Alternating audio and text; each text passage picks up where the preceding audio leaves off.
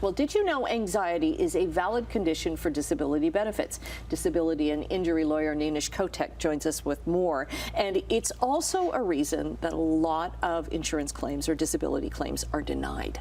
Yes, exactly. So, it's sort of that invisible illness, anxiety, depression, post-traumatic stress disorder. There really isn't the testing in terms of x-rays and MRIs that you could do to say, hey, this person has this condition. It's based on subjective complaints to a physician or family doctor or psychiatrist. So these claims, unfortunately, are much easier to deny.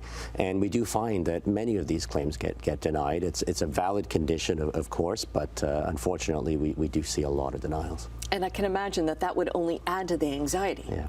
One of the reasons for denial, the insurers will say there's insufficient medical evidence. And sometimes they say there's a lack of treatment. And unfortunately, one of the cornerstones, one of the part of mental illness is, in fact, that depression, not wanting to talk about it, not wanting to follow through with treatment. But I would always recommend that you do so for the sake of helping yourself to get better, but also for dealing with a claim that you might have as well. Mm-hmm. What's kind of the criteria for anxiety and for not just having it, but okay, I can't work as a result of it? Right. So, the disability plans are based on an insurance policy. Usually it's a group plan, and they define disability usually in two different ways. For the first 2 years, it's whether or not you're disabled from performing the essential tasks of your employment. After that, it's whether you're disabled or totally disabled performing any gainful occupation that you're suited by way of education, training, or experience.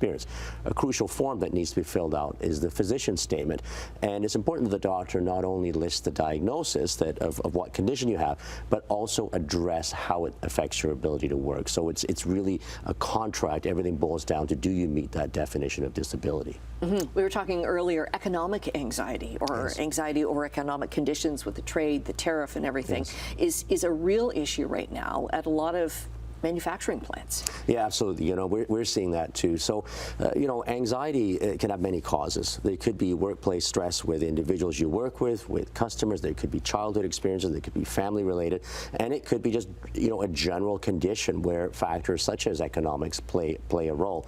And we're seeing more and more of that. We saw that during COVID. The anxiety during the pandemic, and also after the fact, having to get return to work, not just return to work, but return to work with other people in a group setting, where that may have caused anxiety before.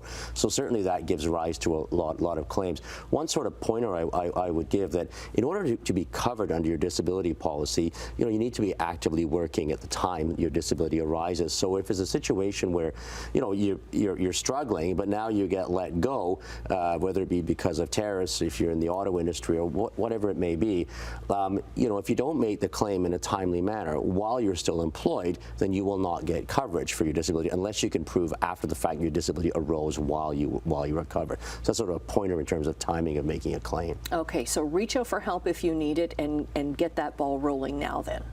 Yeah, if certainly there's a stigma to this, but if you have anxiety and depression, don't be afraid to get help and make the appropriate claims you need to do to look after yourself. Okay, Nainesh, thanks so much for covering this. That's a lot of people are dealing with this right now. So we'll get all your links up on our website at chch.com/morninglive.